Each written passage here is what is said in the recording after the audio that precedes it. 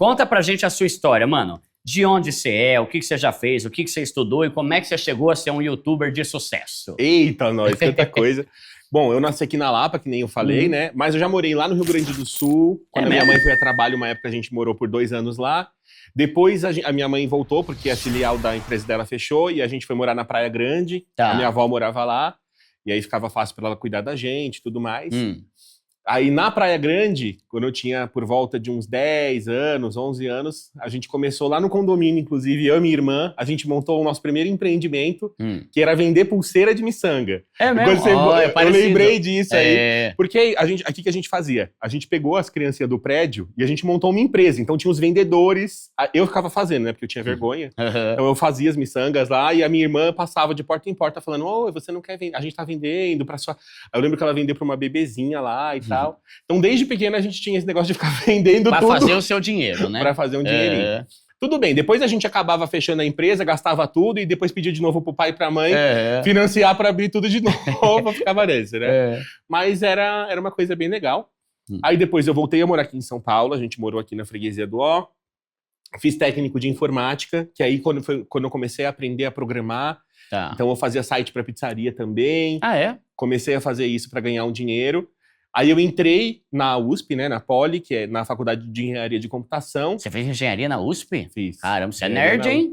Caramba, mano. Eu, Malemar, entrei na escola técnica aqui, Basilides.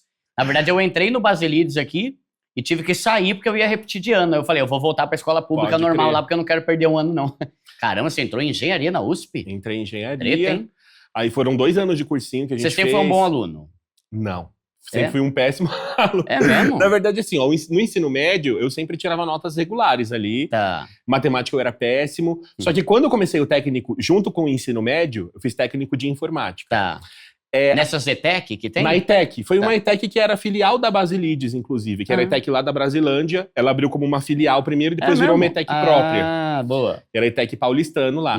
E tinha um prêmio. Como é que era? Você fazia o curso que era 1 ano e meio, e o melhor aluno dos todos os cursos da escola ganhava um prêmio para ir para os Estados Unidos, com tudo pago. Era um negócio do governo mesmo, de São Paulo. Então eu falei, se eu me matar, eu consigo ganhar. Então eu comecei a gostar muito dessa parte de informática para conseguir ganhar. E consegui ganhar, inclusive, depois. E foi mesmo? Foi, fiquei um mês lá. E aí, tipo, eu aprendi. Foi a primeira viagem que eu fiz, assim, na minha vida, que eu veio de avião e tal. E aí foi top. E isso me deu gás para entrar na engenharia de computação. Que aí eu quis mesmo seguir essa área. Aí dentro da faculdade eu comecei a estagiar, depois lá no 3º ano, com a parte de ciência de dados. Fiz Uber também durante essa época para ganhar um dinheiro, então eu já contei essa história no meu canal também. A faculdade lá, a USP, ela não deixa você estagiar cedo. Você entra como aluno, o seu período é integral. 1º ano, 2º, 3º. Você pode estagiar, começar a ganhar algum dinheiro no 5º ano. Caramba, só que é o último, 5º ano. O 5º ano é o último. Exato. Nossa. Então, eles não deixam, porque eles falam, não, você tem que ficar aqui, você tem que fazer pesquisa aqui, você tem que devolver para a universidade aquilo que eles estão te dando, entendeu? O que faz sentido também.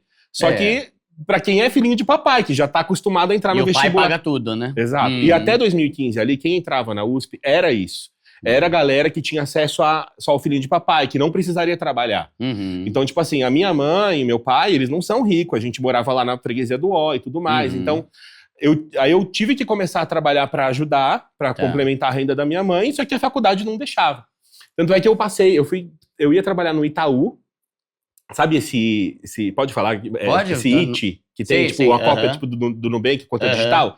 Eu ia trabalhar no projeto que ia ser o IT, cheguei a fazer tudo, e aí a faculdade falou, não, você não vai, você não pode. Eles não assinaram. Aí eu comecei a fazer Uber e tal, aí depois eu entrei... trabalho informal, tudo bem. Aí você foi pro Uber. Porque aí eles não tinham como controlar, eu fazia se eu quisesse. Então eu ia pra escola, aí saía da faculdade e começava a fazer Uber pra depois voltar pra casa. Como um auxílio, entendeu? E aí, assim, deu tudo de errado, que aí bati, nossa, quase morri. Arrancaram a porta do meu carro quando eu abri, assim, arrancaram a porta. Eu tive que consertar o carro da pessoa e o meu. Caramba. Que eu abri a porta e... Lá se vai 2 anos de lucro do Uber, né? Tudo que eu ganhei, depois eu tive que pagar. Mas aí, assim, aí eu comecei a fazer o estágio na área de ciência de dados. E aí eu comecei a trabalhar com isso. Que seria tipo o TI de hoje em dia? A TI, ela é dividida em várias grandes áreas. Então a gente tem a engenharia de software. Então, todos os aplicativos que você vê, né? Geralmente a gente chama isso de engenharia de software. Aplicativo, construção de site, todas essas interfaces. A parte da ciência de dados, ela é a parte que cuida da parte da inteligência artificial. Então, assim, o algoritmo do YouTube foi feito pelo time de ciência de dados do YouTube, por exemplo. O algoritmo do Nubank, que te aprova ou não no cartão de crédito, foi feito pelo time de ciência de dados lá do Nubank. Entendeu?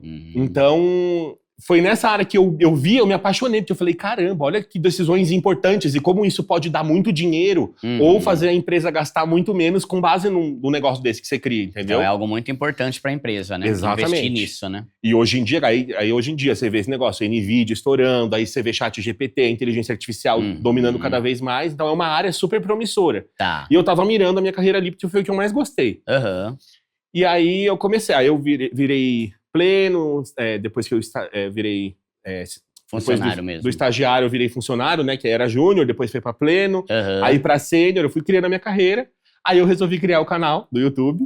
De finanças, já? De finanças. Mas por quê? O que tem a ver uma coisa com a outra? Cara, eu ia criar um canal de programação. Porque o cara que trabalhava comigo, no meu time, ele criou um canal de ciência de dados, inclusive o canal dele tá lá com 100 e poucos mil inscritos. E eu vi nesse ano, esse começo da pandemia, eu vi nesse ano, ele criou o canal do zero e foi pra 70 mil inscritos lá na época. E aí eu falei, caramba, meu, olha só, ele trabalha, ele aproveitou esse tempo extra pra fazer um canal. Falei, eu vou fazer também. Só que eu falei, eu não vou copiar o cara que tá me ensinando um monte de coisa aqui, eu vou criar, vou ser concorrente dele, sabe? Aí eu falei, eu vou pegar a segunda coisa que eu mais gosto, que é investimento. E aí eu comecei a criar isso. E aí teve Você já gostava, então? Já gostava. Só que aí teve uma influência também sua. Que eu acho que eu até te falei essa história. Eu tava morando de aluguel lá no Brás, quando eu fui finalmente, na pandemia, acabei saindo da casa da minha mãe, fui morar de aluguel, e aí você apareceu num vídeo, eu falei, eu vou clicar, porque o que esse doido aí tá falando, que dá pra quitar o apartamento lá de 30 anos em 3, aquele seu vídeo que viralizou. E aí quando eu vi aquilo, eu tive o start pra começar a fazer a conta. Porque eu nunca tinha feito a conta se valia a pena eu comprar meu apartamento ou se valia a pena eu morar de aluguel. Eu sempre acreditei no papo dos youtubers maiores que falavam, oi, mora de aluguel a vida inteira e deixa seu dinheiro investido aqui na minha corretora de estimação. Então, tipo... E aí eu peguei e falei, não, eu vou fazer a conta. Aí tava na pandemia, aquela taxa de juros baixa.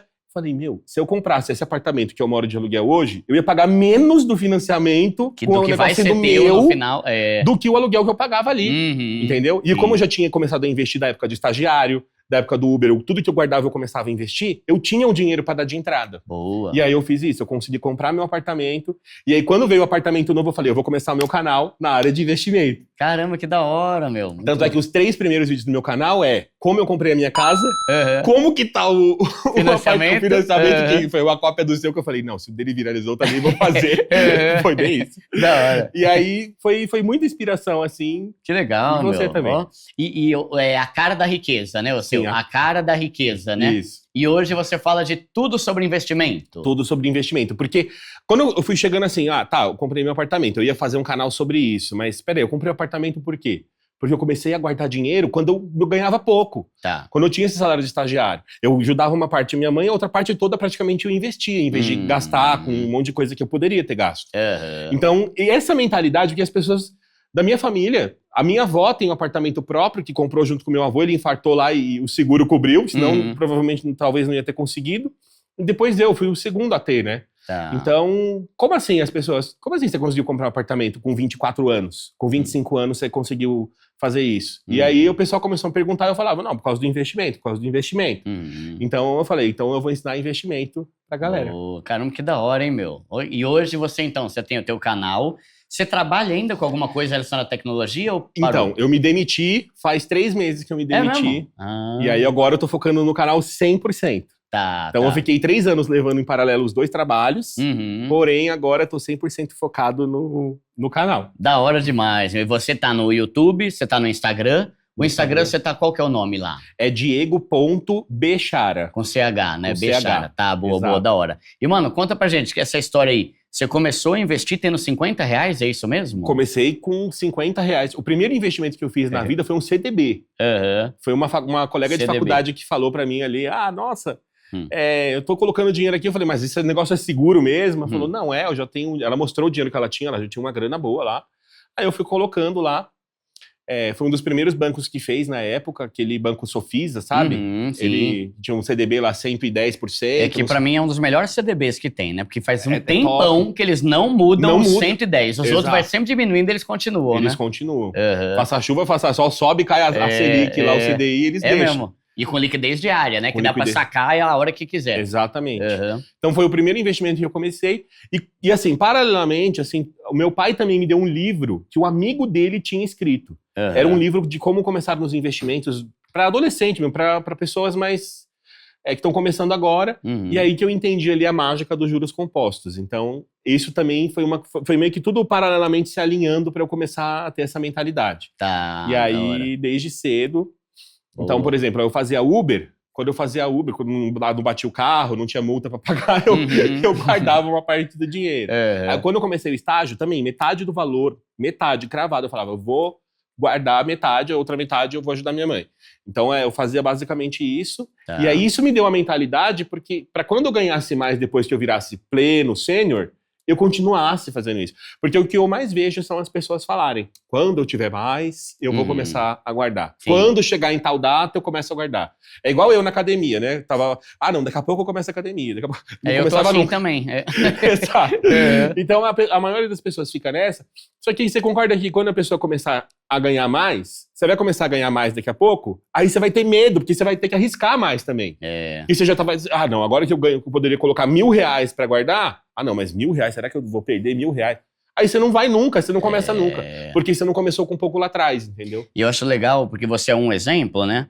Tipo, nós dois, né, somos esse exemplo de pessoas normais, que não somos ricos, não ganhamos herança, nasceu em berço de ouro, mas que começou a investir mesmo sendo pouco, e não tem problema se é pouco, né? Porque, uma frase que eu falei esses dias, né? Você nunca vai chegar ao ponto de investir 3 mil por mês se hoje você desistir porque é só 50. Exatamente. Você começou com 50, eu também comecei com menos do que isso na poupança, né? Mas é o começar e a disciplina que faz a gente chegar. Você fez vídeo já falando mais de 100 mil lá investidos e tal, né? Sim. Tipo, você não desistiu e aí vai aumentando o negócio, né? Exatamente. Esse acho que é o ponto principal. Não desanime com o valor mais baixo. Você é pobre? Eu também era. Hoje, graças a Deus, não sou mais. Mas, mesmo antes de ter o canal, conseguia juntar mais de 100 mil reais sendo um pobre CLT que levava marmita, né? E olha que eu não estudava sobre investimento, deixava na poupança, que era o pior, até hoje o que rende menos, né? Mas, se eu tivesse parado, só 30 reais, só 60, eu nunca chegaria a ter os 100 mil. Exatamente. Né? Então, cuidado com isso, galera. Seja constante na sua disciplina em investir, porque é isso que vai fazer você mudar de vida.